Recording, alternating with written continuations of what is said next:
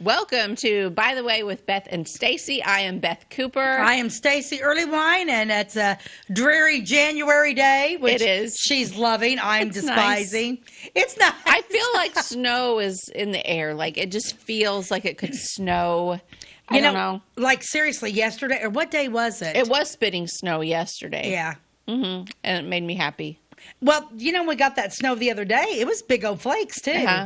Yeah, Dave Murray. I get Dave Murray weather on my Facebook page. He's from St. Louis. He always calls them hamster-sized flakes.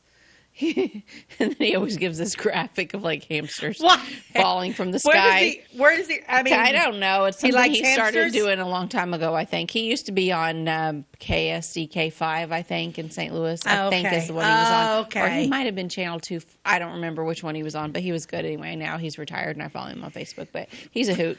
I watched Marsha Yaki. Oh. Is she still alive? I don't know.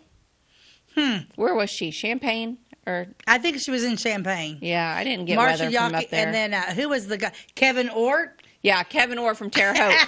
And he would always say, he'd always have this group of people every day, and they'd be like, hey, Kevin, what's the weather going to be like? Remember that? And they'd always... Like off of Hee-Haw, hey, Paul, what's for supper? Yeah, it was... I was always super annoyed by Kevin Orr. And I didn't know he was still... Like, that's who we watched when I lived in high school. That's who I watched. I mean... I guess he's still alive and still doing the weather. Really? Well, I don't ever listen to that weather. We listen to St. Louis. Good for him, though, by the way. Good for him that he's still alive. Good job, Kevin Orr. It's one of those things that was... It's like... TV's so different. Because, like... Okay, so, like, we're streamers, right? Mm-hmm. So you don't get local weather. No. But it's weird because, like, I mean, it used to just be literally you set your life around the news. Mm-hmm. The morning, news station on, boom. Mm-hmm. 5 o'clock, news on. Yeah. 10 o'clock, news on. I don't do that anymore because... I don't watch the news because it depresses me. Well, not only that, but I don't believe a word they say.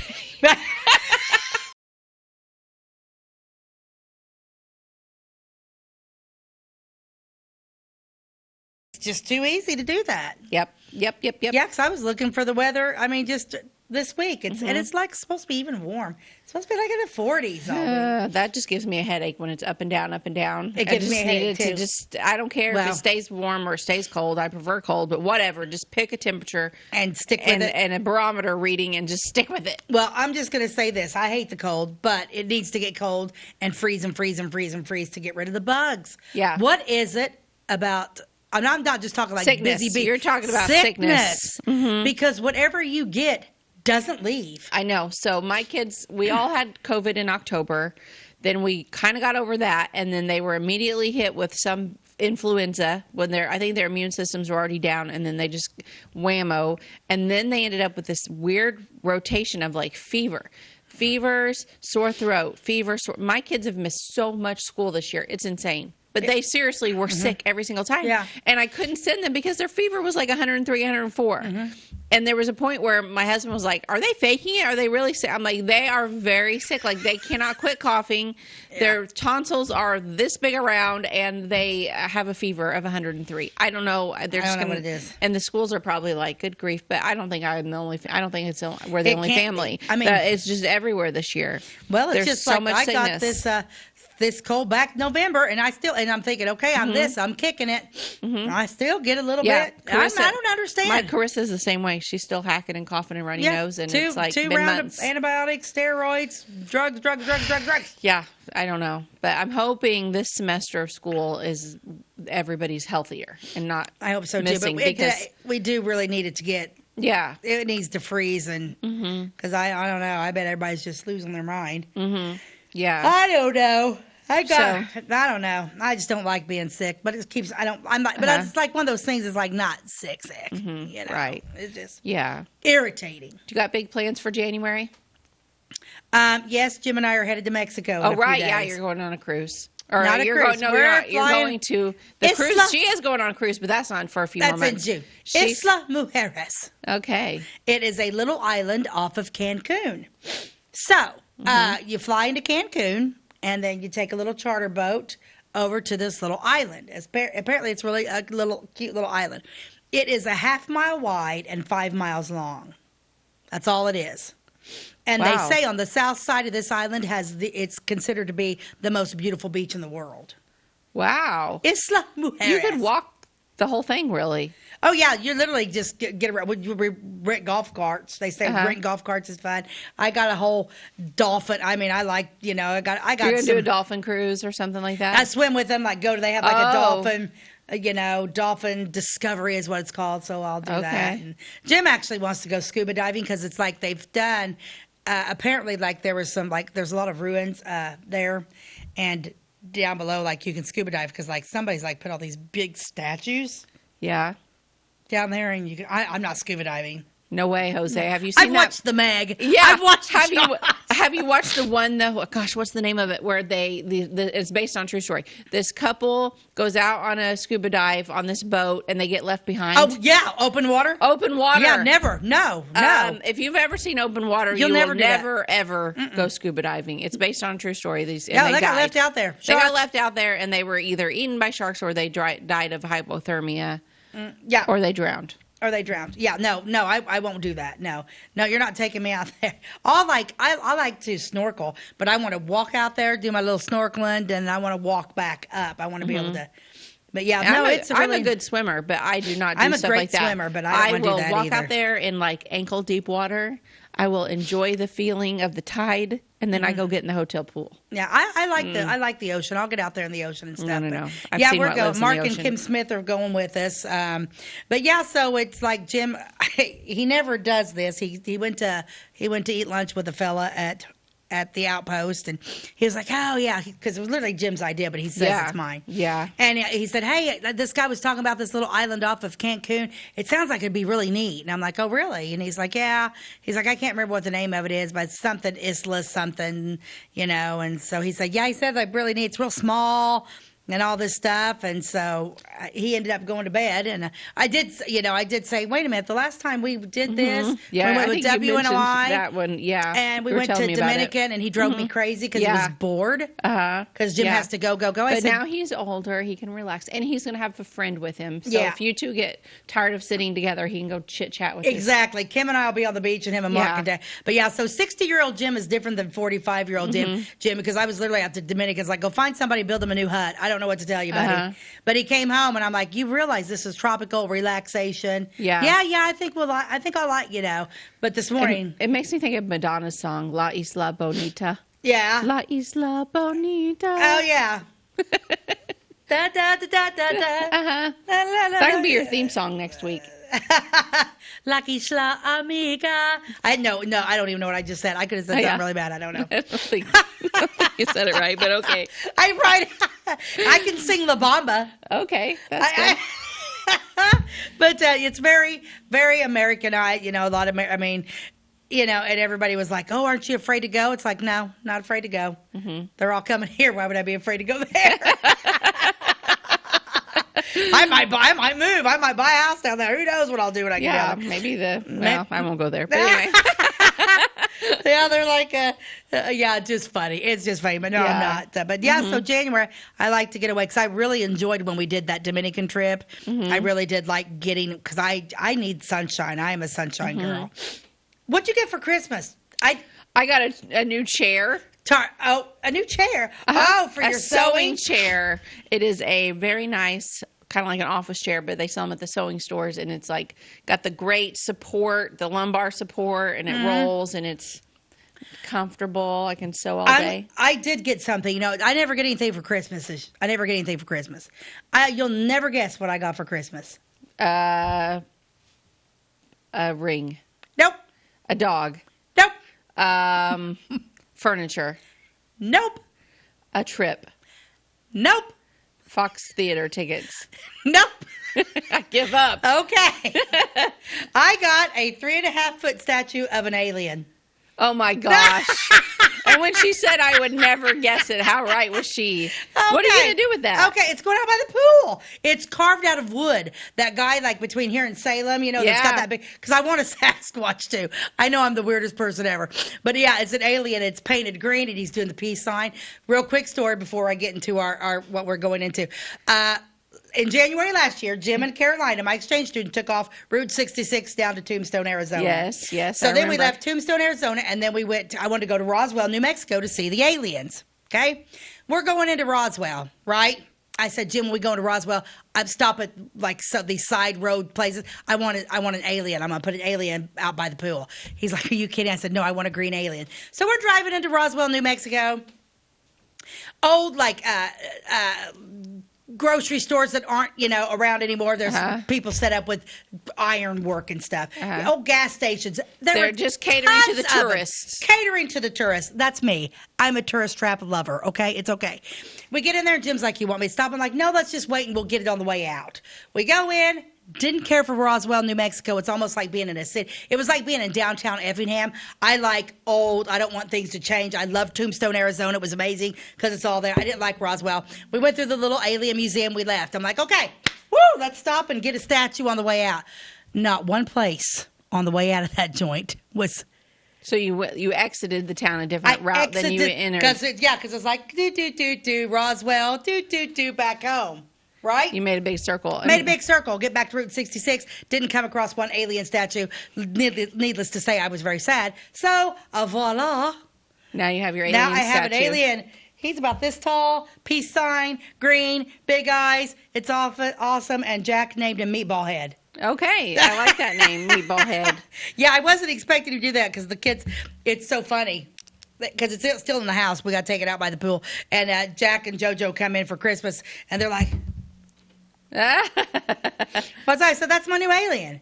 He said, why you got an alien? I said, because I wanted an alien. Are you surprised? He went, no. I said, what do you want to name it? He went, Meatball Head. I'm like, I love the names kids come up with their so it's Meatball Head. Pets or things like that. When my kids were little, Carissa had a fish and she named it John Deere Shotgun Shells. What? So funny and random. It is. I love it. Okay. So, ad for today. We're going to get on with this. Okay, pull this up. This is the greatest thing. Wives. Look this ad over carefully. Circle the items you want for Christmas. Show it to your husband. If he does not go to the store immediately, cry a little. Not a lot. Just a little. He'll go. Oh my gosh. And I don't see a sewing chair on there, nor do I see a green alien, but you do have your coffee choices. Pots, Toasters, blenders, waffle maker, mixer, anything a good little housewifey would want. Oh, isn't this great? Husband, look this ad over carefully. Pick out what you think your wife wants. Go buy it before she starts to cry. Oh my gosh, that's good marketing. I like their marketing there, but yeah, seriously, it's funny. That's great. Is that not the greatest thing? It's great. It's just wives. Boom. Did wives really back then ask for toasters? I don't know. I asked for an alien. I'm just like, really? I love Did it. she not want something personal? Cry a little. Not a lot. Just a little. He'll go. Oh, that's great. It is a good one. Oh, and speaking of commercials, we got to take one. We'll be right back after this break. At your locally owned Napa Auto Parts stores in Flora and Louisville, you can count on experts to have the solutions to keep you running on the road or in the field.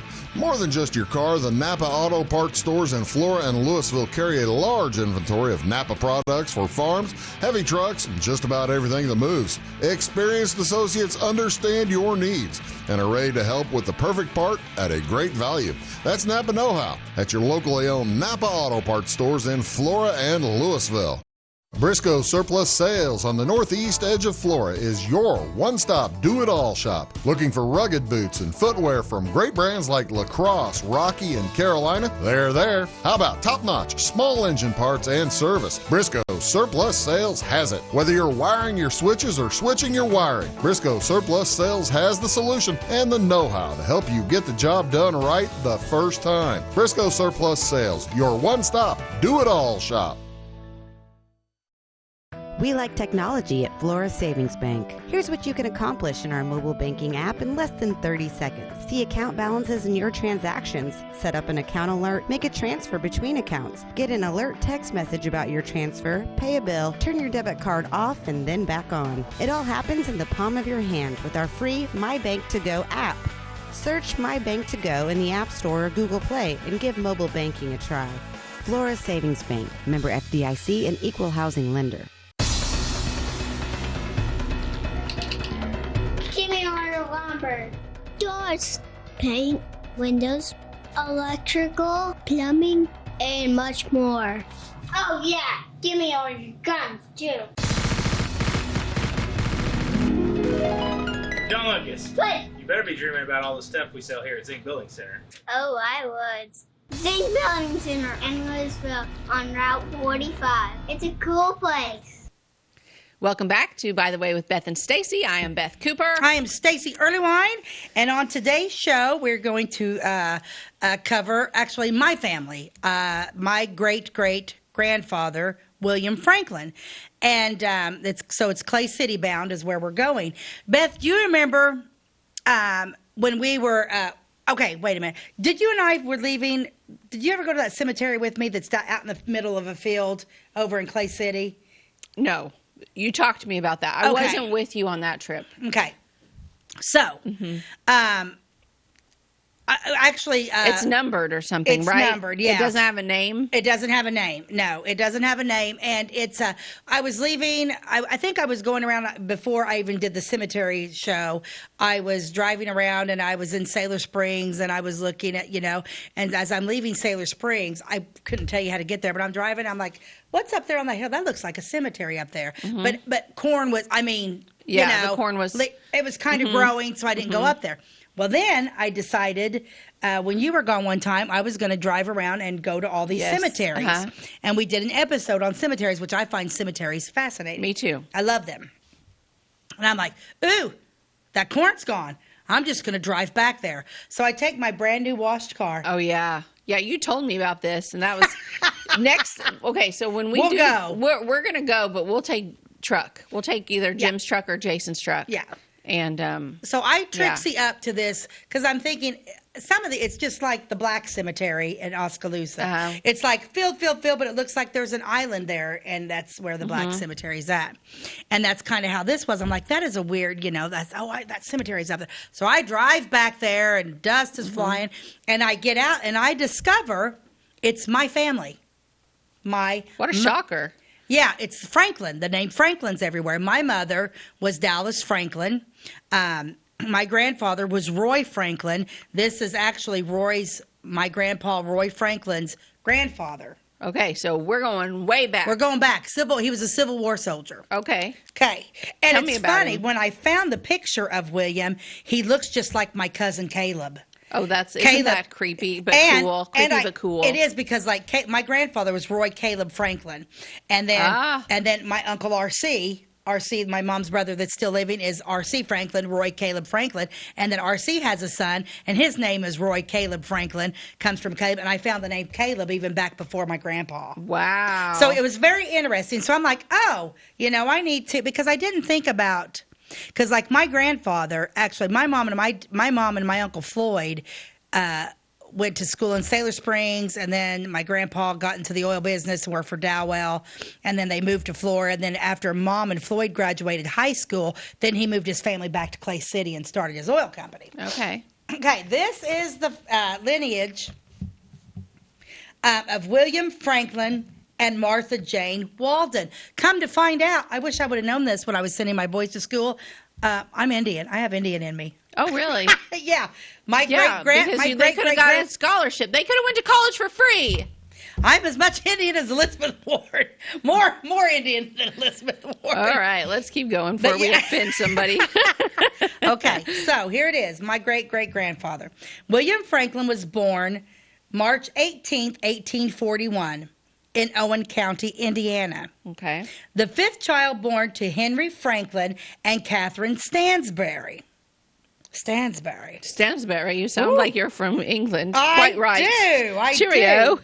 I know I come from royalty. You do. I'm sure of it. He was about 10 years old when the family moved to Clay County, Illinois. According to the 1860 census there, at the age 19, William was still living at home, along with his brother Samuel, age 16, and his 14-year-old sister Rachel. So wait, he was born in 1840 what? 1841. And then he was 10 years old. So in 1851, they moved to Clay County, which was 3 years before Flora was even founded. Yeah. So they were here with the original settlers. The original settlers. And we have ties to the Macaulays. Okay, keep going. Macaulay was the first settler in Clay Yeah. County, settled on the Wabash River. Yeah, Okay. so I'm going to read Little and you Wabash interject River. because it's funny how this twist and Oh, turn. I'll interject. You know me. Yeah. William soon began farming his own piece of land in Hoosier Prairie Township. Hoosier Prairie, up there by Hoosier Prairie Church, I suppose. Yep. Okay, But his work was interrupted by the Civil War. of course. Civil War. He was 24 years old when he enlisted in Company D of the 155th Regiment of Illinois Infantry Volunteers on the February 17th, 1865. Military records describe William as 6 feet tall, Nice. with a fair complexion, Okay, dark hair, and gray eyes. okay. He was recruited to the war effort by James R. Lewis, who served as a second lieutenant for the 155th Regiment until June 14th, 1865. Okay. In William's pension application dated the 21st of April, 1882, Lewis described William's brief military career. This is where we talk a little bit about who this man is. Okay. William Franklin was a private of my company, and that he enlisted in said company at my request, having known him for about 10 years prior. So he knew, so the guy that, He knew him from even He when he knew was a him. teenager and a kid. yes, Okay. and that to my personal knowledge, he was a hale, hearty man. What is hale, H-A-L-E? Hale Hardy, totally hardy. A hale, hearty man and free from lung disease. That's important in those days. He could breathe good. Yeah. He did not have TB. Oh, yeah, I guess. Yeah, that's right. Because, like, I'm assuming during the Civil War, when people were enlisted, they were just. If they weren't sick before, they were usually sick after. But anyway, Right. he went into it heartily. Good health. Then I know that he'd done duty as a soldier from February 1865. And while we were at Camp Butler, we were without blankets. Oh. It was cold, wet, damp, and freezing weather. Then we left Camp Butler. I want to mark that down. On March 1st, 1865. Went to Louisville, Kentucky. Okay. Remained there about 2 days. The said Franklin was with this company. Then we were at Nashville for about 5 days. Then we went to Tullahoma, Tennessee. I saw William Franklin. He was then complaining of his breast and lungs. He had a severe cough about that time, and he was sent to the regimental surgeon Hendy for treatment. Sounds like he had pneumonia. He probably had pneumonia. He did but little duty after that time on account of his breast and lungs, caused, as I suppose, from cold and exposure while at Camp Butler, and while on march from Camp Butler to Tullahoma, Tennessee. I can't imagine feeling that bad, being that cold and that sick, and then having to walk from city to city. Can you imagine? All that they did for us. It's amazing. He was a good soldier. Yeah. Yeah, I just can't. It's crazy. Maybe that's where you get your, strength and My grit. and your grit and your gumption. And my gumption. Yes, grit and gumption. My grit and gumption. Yeah. William apparently contracted pneumonia shortly after enlisting in the Union Army. Sounds like it. So we're a Union Army. Yeah. He then spent much of his time in the regimental hospital at Tullahoma. I've never heard of Tullahoma. I thought Tullahoma was an Alabama name, but So Tullahoma sounds like it would be Oklahoma to me. Tullahoma, Tennessee. yeah, I don't know. Ty, would you Google where Tullahoma, Tennessee is, please? Cool. He was honorably discharged at Murfreesboro, Tennessee on September 4th, 1865. Murfreesboro, Tennessee. Okay, so he probably Tullahoma's probably not too far from Murfreesboro then, and that's like Middle Tennessee. It's like an hour. Murfreesboro's like 45 minutes, an hour out of Nashville to the east, I think. That's where I was last year when I was at Urban Air and broke my foot. Oh, Yeah. no fun. Fun times. Keep going. Okay. About a year and a half after returning from the Civil War, William married a fellow Indiana native, Martha Jane Walden, on the 23rd of January, 1867. Okay. So how long is... So a couple years out from when he got pneumonia, he got married. Yeah. Okay. Martha Jane was named after her maternal grandmother, Jane Macaulay. Okay. So, But the Macaulay's a different spelling, Macaulay. yeah, it's Maybe maybe not I'm- the same Macaulay's because Macaulay is from Indiana. So I'm not Clay County royalty. I don't think so. I'm very sorry to tell you, but no. I just... What? Just like south of Shelbyville. Okay. So this Tullahoma, I think that I'd actually maybe seen a sign of this now, is just south of Shelbyville, Tennessee, which is where I stayed the week that we go there once a year. What'd you do? That's where Jason goes to his Tennessee shooting. And we stay in Shelbyville, Tennessee. But I took Silas over to Urban Air in Murfreesboro and tripped over a bench that was made stupidly. The legs of the bench stuck Oh out my further gosh, than the that's bench. I have a picture. Like the bench is like this, and then the legs stick out like another foot and a half in forgot. front of it. I'm like, who designed this bench, and what were they smoking? Yeah, I mean that's I remember you. insanity. So I was just walking along, and this bench jumped out and grabbed me and knocked me over. And Rude bench. yeah, I know, and then broke my foot. Yeah, it was awful, but I recovered, and now I'm stronger and got a lot of grit. What about doesn't me. kill you makes you stronger. And you've got grit and gumption. That's right. Grit and gumption. Yes. That's the greatest thing. Well, yeah, so now my bubbles burst. Okay, Macaulay so is you're spelled not a different. Macaulay, but you are a Franklin, and he was a pretty cool guy. Yeah, okay, and I'm going to keep going. Okay. It was Martha Jane's mother, Margaret Ann Macaulay, who brought her to Clay County. Okay. Her father, Elijah Walden Sr., apparently died in Indiana about 2 years after Martha Jane was born. Margaret Ann Macaulay is buried under the name Margaret Ann Fields in number 4 cemetery. So she got remarried. That's why she came here? Because why would a single mom with a kid just decide to move all of a sudden to Clay County with no husband? She had to have come because she's buried up. See, this is where, Okay, here it goes. Margaret Ann Macaulay is buried under the name Margaret Ann Fields in number 4 That's the name of the cemetery. Near the original Franklin homestead in Hoosier Prairie Township. Her third husband was Obselin Fields. Okay. That's a weird name. Obselin. Obselin. I have so many questions about this cemetery. Mainly, why is it number 4, and what happened to numbers 1, 2, and 3? Well, we're going to take a commercial break as we ponder that for the next 2 minutes. We'll be right back. If you're looking for a loan for your brand new home, call Clay County State Bank. If you want to transfer money so your future will look sunny, call Clay County State Bank. We got checking and savings and bill pay too.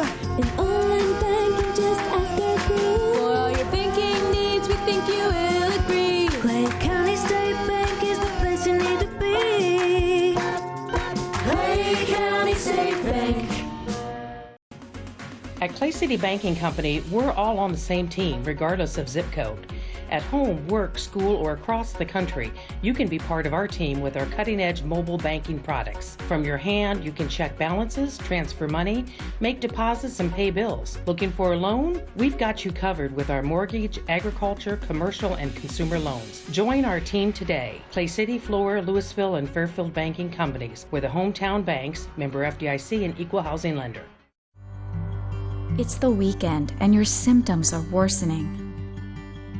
The morning of a big meeting and you have a bigger sore throat. Ever experienced that urgency after picking up your sick child and your community health center has already closed? You will be able to connect to a provider at crhpc.org. Even if you have never been to CRHPC, you are welcome to utilize our services. Feel better after scheduling a video visit with CRHPC. Tomorrow. Some fear the uncertainty it brings. Some trust the promise it holds. At Grinnell Mutual, we are always looking forward to tomorrow, growing and innovating. So even if the plans you have for the future aren't the same as the plans that the future holds for you, you can be ready. Because we'll be ready, like we have been for over 100 years. Trust in that. Trust in tomorrow. Talk to your mutual agent today. Your local agent is on the square. Louisville, Clay County Farmers Mutual Insurance. Welcome back to By the Way with Beth and Stacey. I'm Beth Cooper. I'm Stacey Earlywine, and we are doing the lineage of my mother's family, my family, the Franklin family from Clay County, after discovering a cemetery up on a hill and being nosy that I am and finding out that it's Franklin family. Yeah, number 4 cemetery. Number 4 cemetery. Which I guess it must probably, maybe that was like number 4 section of the, you know how counties are divided into sections. I think everything's so weird, all the sections in the different counties and townships. I think it probably makes sense, but you have to know the system, and I don't have a full understanding of it. In 1868, William and Martha Jane, that's my great-great-grandparents, had their first child, a daughter named Harriet. And I want you to take note of these names, because when I get to my great-grandfather's name, it's like everybody has normal names except my great-grandfather did not. We're going to get there in a minute. A daughter named Harriet, who was probably named after William's older sister. William's daughter Harriet married James Alex Rogers, and they remained fixtures in Clay County until they both died in 1946. 1 year after their 61st wedding anniversary. Oh, cool. On June 1st, 1885, William and Martha Jane had their last child, Barry Franklin, not my grandpa. By then, a total of 8 children had been born to them, although 2 died very early. Sounds like a nice couple. Yeah, they were together for a long time. Yeah, they were. In the years following the Civil War, William had continued to farm, although his health seemed to steadily deteriorate. According to his 1882 pension application, while William was on duty, he was taken down sick with pneumonia and lung disease, supposed to be caused by exposure, a cold, and other hardship incident to the service, and that he has been disabled each year since with lung infection, yeah. I mean, he probably needed steroids and antibiotics and you know, an inhaler and all these things that he didn't have. For which he believed himself entitled to an invalid pension, and asked to be placed on the pension roll at the rate of 3/4 disability for manual labor. Okay. Yeah, because you're talking the 1800s. Civil War's over. He's trying to farm. Sick as a dog. Have you ever tried to do anything when you've had pneumonia? Yeah, it's terrible. It takes a long time to get your strength back, and that is if you have medication like we do today. Well, do you remember when we did the episode on all the death? Yeah. I mean, pneumonia was big. A lot of people died from it. A lot of people died from pneumonia. Yep. William's pension application was eventually approved, although his family did not receive any benefits prior to his death. William died on April 5th, 1886. He was only 45. Oh, at the age my age. He was 45. Almost. Wow, that poor man. He worked hard. A copy of his will follows this biography. In it, he divides his farmland equally among his wife, Jane, and daughters, Margaret, Ellen, Sarah, and Melinda. Okay, here's my grandpa and sons, Baldy and Barry. My great-grandfather's name is Baldy Franklin. I wonder why they named him that. It's not even like Baldwin. No, maybe it was. It's not. No, it's Baldy. Baldy. I've got his birth certificate right here. His name is Baldy Franklin. Did Baldy not mean what it means now? Like the person with a bald head? I don't know. Was that not like, was it just a cute name back then and didn't have that? Baldy Franklin. Yeah, I don't know. It's just weird. Because, see, my Uncle Mark, who has passed away, my mom's youngest brother, his name was Mark B.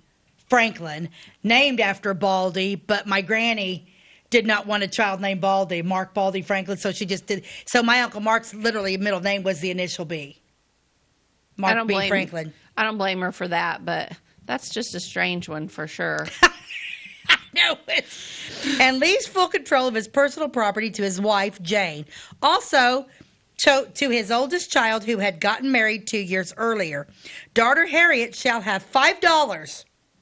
The will had been signed just 2 days before William died, as witnessed by John Merbarger and Reese Williams. So he died at age 45, not still in the service, but technically he is what I would still consider a casualty of war. Absolutely. Yeah. Yeah. I mean, that's really... I'm surprised they had that type of stuff back in the 1800s. Like a type of disability, yeah. But, I mean, at least his family got it after his death. Yeah. But he didn't see a penny of it before he died. No. Times were probably very lean. Oh, can you and imagine? He had all those mouths to feed. And then Harriet got married young, which isn't unusual for back then. But did she do it because she loved the guy, or did she do it because she needed to have more, like money? I don't know, but he left her $5. That's I thought that was interesting too, because you'd think he wouldn't have had a penny. He wouldn't have had a penny. So, but he did farm, but farming back then was not like it is now. He had enough to But live. it's funny that he left his oldest married daughter $5. You would have think it would have been like the next one that wasn't married, or not, the boys. Harriet was his favorite. Maybe Harriet was his favorite. I don't know. I don't know. know. He didn't leave it to his. I mean, interesting. Okay. La la la la la.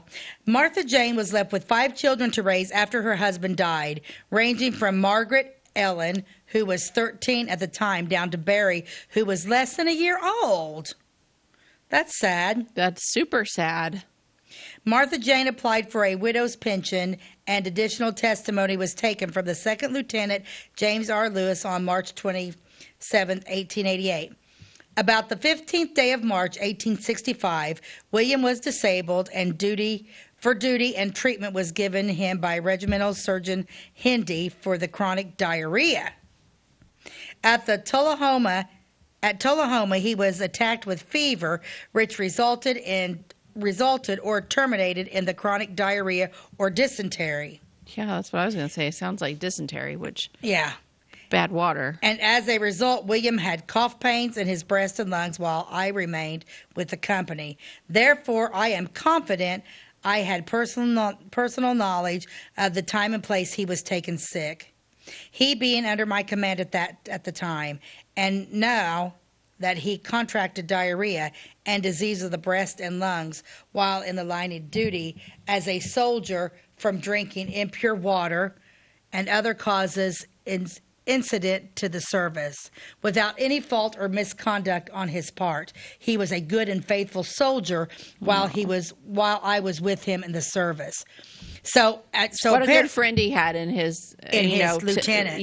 Who had known him since he was young, who obviously was also from Clay County, to say those words to ensure that his family got that pension, which I'm guessing she got it, right? Because she did get it, which is interesting, because I bet those type of things were available, but not readily available like what we have now. You had to know somebody to probably even know about it.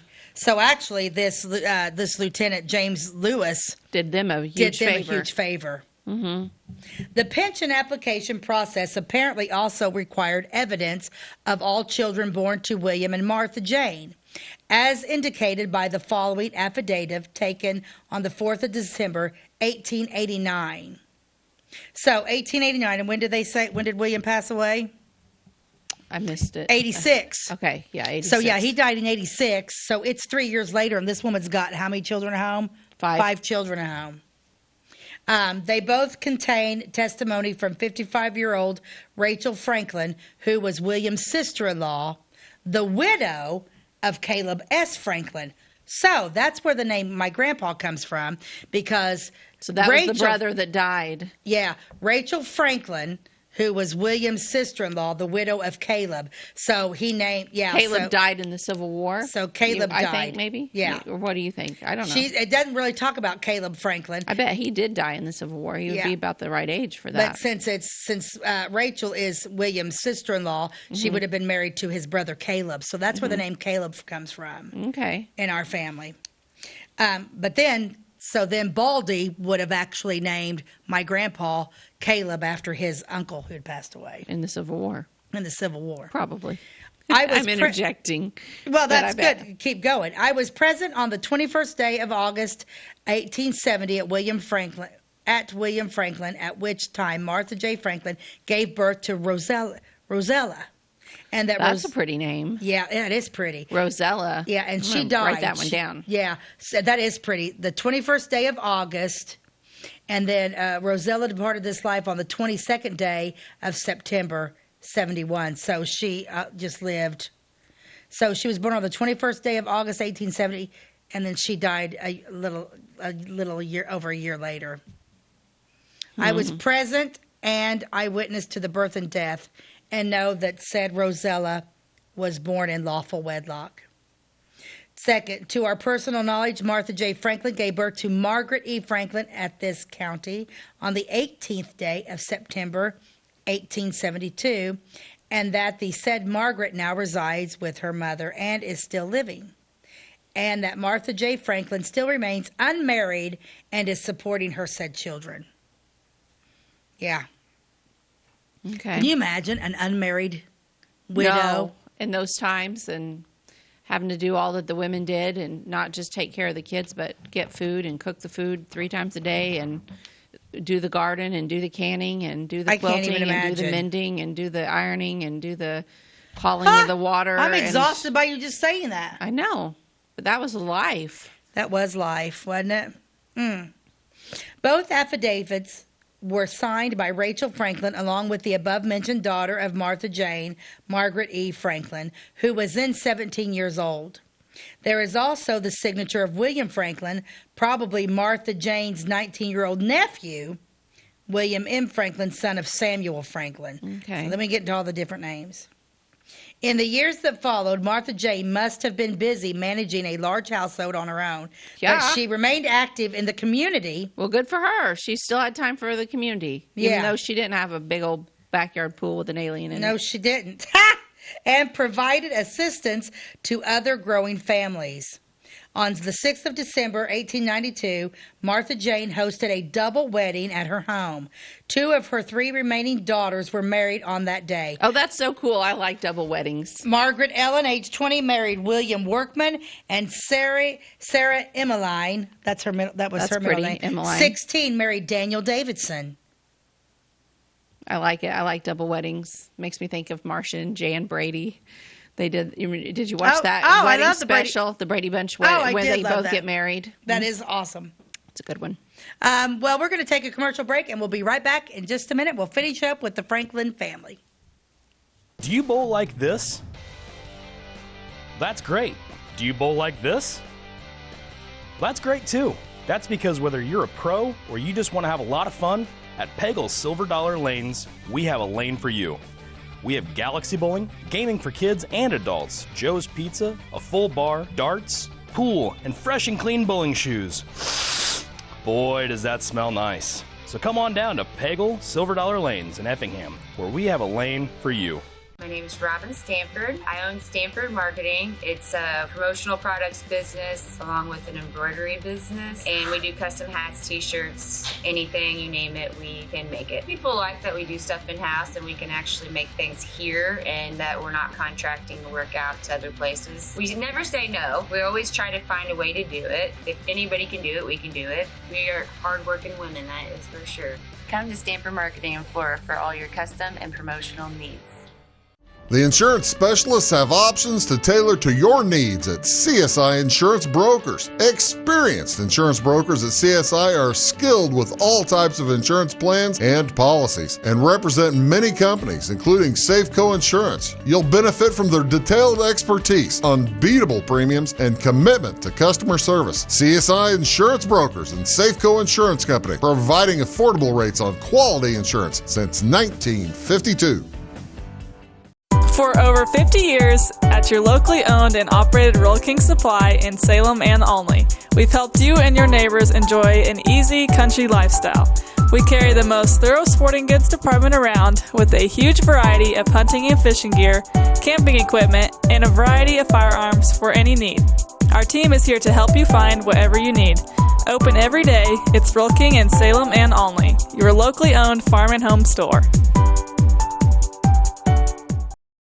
Welcome back to By the Way with Beth and Stacey. Today we're talking about Stacey's family. Yeah, the Franklin family. The Franklin family. Of Very their interesting. Clay City, yep. Yep. My great-great-grandfather was William Franklin, Civil War soldier, got sick during the Civil War, came home, had several children with his faithful wife, and died on the farm. At age 45. 45! I cannot get over that. That's really young. Yeah. Which back then people didn't live as long, but still, that was still kind of young. Well, I just like the fact. I mean, he worked, and it's so funny because it's like neither. And I don't understand. My family, like my grandmother and my grandpa, they didn't really talk about. I didn't know my dad's parents, the Hemphills. They passed before I was born, but even my dad. I mean, they never talked about their heritage, their lineage. Neither side did, and neither did the Franklin side. I knew a little bit because they were big Sailor Springers, and I knew just a little bit, but they didn't really go into detail. Like my boys, I talk about the history of my family all the time. I know, yeah, it's something I talk about too. But I will say that I don't really remember my grandparents talking a lot about their families. No, my grandmother, I don't know. My grandmother Doris Franklin was a Hunley, and she just never did talk about. I think that there might have been. I think a lot of times back in the past, especially like with my grandmother's, my granny's dad, she never talked about him. I don't even know his name, because I have a feeling a lot of people may have had Alzheimer's, but back then you didn't know what Alzheimer's was, so they just deemed people kind of maybe crazy, and a lot of people that were just sick people with these diseases. The hospitals were insane asylums and everything was all together, and I have a feeling that might have been shameful. I think it might have been shameful. That's too bad. Yeah, because she never did talk about. I know she. I mean, I remember her making the comment that her dad died in an insane asylum, and so she was. I don't know if that was. I'm like, well, tell me more, and she refused. So it must have been. There's a story there. There is a story, which I will find that story. Yeah, let's dig We will into go that. next to the Hunleys next. But anyway, let's finish up with William Franklin. 9 years later, now at this point in the story, we're talking about his children getting married because they had to prove that he had 8 children so he could get a pension, because the reason why he passed was because of the Civil War. Right. 9 years later, Martha Jane was a witness for the union of her youngest daughter, Melinda, then 19, and Emil Zimmerman, Emil Zimmerman, on the February 2nd, 1901. Martha Jane's oldest son, Baldy Franklin, was also a witness for the wedding. Baldy Franklin is my great-grandfather. Baldy married Josephine Knoll in the following year. And when their first child, Bernice, was born on August 10th, 1903, the birth record listed the nurse or attendant as Jane Franklin at Hoosier Prairie. See, I remember my Aunt Bernice. Okay. I don't remember Baldy and Josephine, but I do remember when we get together for Thanksgiving, my Aunt Bernice was... she was like an old Indian squaw. She wasn't married and didn't have. She was married, but she didn't have children. And I remember Aunt Bernice just sitting over there like this all the time. Oh, really? Yeah, I remember Aunt Bernice, but I didn't realize that Bernice was Baldy and Josephine's first child. Martha Jane Walden died in Hoosier Prairie Township of senile debility. So that would have been like Alzheimer's, probably. Alzheimer's, yeah. Dementia, something like that. On November 12th, 1921. She was buried in Number 4 Cemetery there on the following day. Yeah. Okay. But let me just go through. So, here they are, the names of the family. So, William Franklin was married to Martha Jane, and their children were Harriet, Rosella, Margaret, William, Sarah, Baldy, Melinda, and that's it. You're right. They all had great names except for Baldy. And Barry. I'm sorry, Barry. Oh, yeah, was the Barry. young Barry. Baldy and Barry. Yeah. But they weren't twins, right? Nope, they were not twins. Okay. No, let's see. Baldy was number 6 kid. He was born in 1879. What if? And Barry was born in Barry was born not till 85. Okay, what 79 if? to 80, 1885. What if the Baldy did not have anything to do with having hair or not having hair until until your great-grandfather was named Baldy, and he was the first man that lost his hair, and they called him Baldy, and that's the whole term the whole world uses for having no hair comes from your what if. There it is. There it is. I actually have a picture of my great-great-grandfather, William Franklin. Okay. We'll put that up there. This is him. Oh, he's a good-looking guy. He is good-looking. Well, the Franklins are good-looking people. He's got nice eyes. Like he looks very like he's a nice hardworking. guy. William Franklin. That was in 1882. My great-great-grandfather. He was in the Civil War. Civil War soldier. And died from lung disease and pneumonia that he never got over from the war. Yeah, and continued to kind of work his farm and is buried in a cemetery over there in Hoosier, where we found in a cemetery, number which 4 I'm cemetery. I'm number 4 cemetery, which I'm probably going to go back up and get him. But it's funny. It's like that's what the Franklin men look like because I see it because by this picture he's got curly hair. And so all my mom's brothers, my Uncle Floyd had curly hair, Mark didn't, but like my uncle RC has curly hair. But what's funny about William Franklin, this picture, it looks just like my cousin Caleb Franklin, who is R.C. Franklin's son. Wow. Yeah. Because I was like, when I was going through this, well, I didn't even really pay attention to the names. I was just flipping through this. I'm like, oh my gosh, that looks like Caleb. My cousin Caleb, who's quite younger than I am, who lives over in Indiana. And I'm like, what's the names on this? And then I started, because I went to the cemetery, then I was just flipping through this because these genealogies. This stuff, but like literally when you're thumb through this book, he's the only photograph. He's the only photograph, and it actually does the genealogy of the Franklin family. That's cool. Yeah, very nice looking guy. Good people. Yeah, but I always thought that was so funny. We're like Baldy Franklin. Yeah. Baldy and Josephine lived up there in Sailor Springs, and Baldy and Josephine's house was still there. They had several children. Their last son, my Uncle Malbert, my grandpa's youngest uncle. Malbert. Yeah, Malbert lived on the homestead there for years in Sailor Springs, in the original house that Baldy and Josephine lived in. And Malbert lived to be over 100 years old. Wow. And he stayed in that house. Malbert was my grandpa's youngest brother. And unfortunately, at the time, I remember the auction, but I was too young to realize that whoever was buying the land was going to tear the house down, because one of the original spring wells is still up there. My grandparents had an original spring well, because that's where my love of Sailor Springs, because my grandpa, even though Malbert lived in the house, I can't remember. My grandpa may have taken possession of the house because there was some financial issues, and so I think my grandfather had bought the house to take care of Josephine, his mother. Yeah. But anyway, I think my grandpa, and then Malbert lived there, and because my grandpa, we were at him every Saturday. He loaded me and my cousins Buffy and Chad Franklin up, and we went to check oil wells, and we went to the spring well. We drank the spring water right out of my great-grandfather's well right there, and it's still, I think, and whoever bought the house, it disturbs me too that was bought, but I didn't have money at the time. I had 2 little kids at home, and I didn't realize it was going to be sold that day at auction. That house went, and that spring water went for like $12,000, and whoever bought it, which I do know who bought it, tore the house down and then filled in the spring. I'd love to get my hands back on that. And it's not like it's farmland. It's just right there in Sailor Springs. Yeah, no kidding. Yeah. Yeah. And I said, why did we buy that? Why did somebody tell me? Well, yeah, we got that lottery ticket. I got to get my lottery, because when I win the lottery, what am I doing? You're going to buy Sailor Springs. I'm buying Sailor Springs. And you're putting in a campground. I'm putting in a campground. We're making it great again. We're going to make Sailor Springs great again. That's my hat. That's what my MAGA hat's going to be. Massa. Make Sailor Maspa. Make Sailor Springs great again. That's my goal in life. My favorite place. Oh, gosh. Oh, that's funny. But yeah, that was interesting. I loved finding out all that stuff. I'll have to message Caleb and say you need to watch By the Way with Beth and Stacey. Yes. Well, he might enjoy this episode.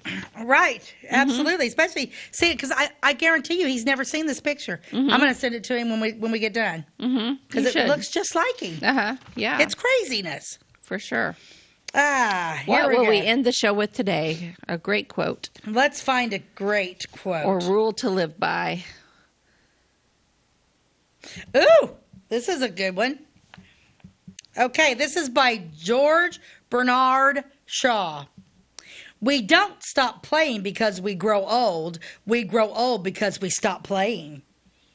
There's some truth to that. Oh, okay, like for real? Mm-hmm. If you act young, you stay young. Okay, so with that being said, like yesterday, I'm not sure when this is going to air, but like yesterday was the 1st of January, so no, we didn't work. Mm-hmm.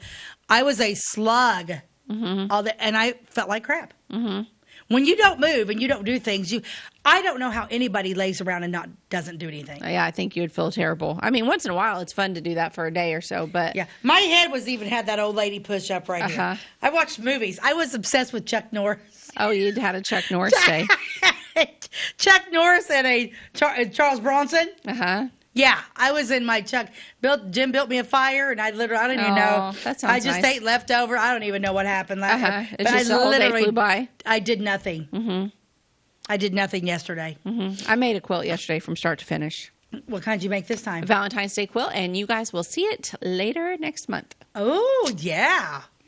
Yeah, so we got some fun January episodes, and we got some stuff picked out, and I don't know, we'll just play it by ear and see what happens. That's right. Who knows? Sometimes we change our mind, right?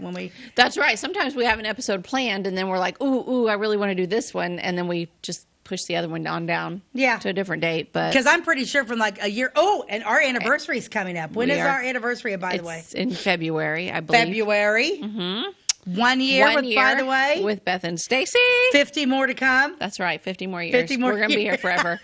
So, as always, you can catch us on Wabash Channel 100 daily at 11 a.m. New episodes air on Thursdays and Fridays. We're also on YouTube. We have our own YouTube channel. So, when you get to YouTube, all you have to do is type in the search bar, By the Way with Beth and Stacey, and our page will come up. You click on that, and you can see every episode we've ever filmed, except one, because YouTube banned it because we had used music in it without authorization. And I really worked hard on that. I loved that episode. It was a fun episode. We were going to sing the whole time. Yeah. We can't get in trouble for just singing. We can't get in trouble for singing, but we used actual music and it was awesome. Clips of music. But anyway, so you can find us there. You can also find us on Facebook. Like and follow our page. It's By the Way with Beth and Stacey on Facebook, and you can always send us an email at bytheway@gmail.com, and that is a good way to communicate with us and tell us thoughts, show ideas, opinions, whatever you want to tell us. I would like for our audience to reach out to us more. Yeah, I would. Yeah, that would be fun. We need some feedback. So we do hear from some on a regular basis, but others not. Really? So, yeah. Sometimes it's like when we hear back from people, it's like at Walmart or just in passing. But I would like to hear, especially with show ideas. Houses, you know how we love our houses. So we'd like to do house. So we might be come knocking on your door. That's right. And, I have a few picked out in town that I want to know more about, but I don't really know who lives there. So it might be just... We did that one time. We did that with the very first house we did. The black house on Vincent Street that Woolovers live in. Yes, we did it then. We sure did. We've done it a couple other times, too. Did we? Yeah, we did do it a couple times. Yeah. So it was fun. It is fun. So we love our show, and that is it for today. So thank you so much for joining us, and we will see you next time. God bless you, and have a Happy New Year.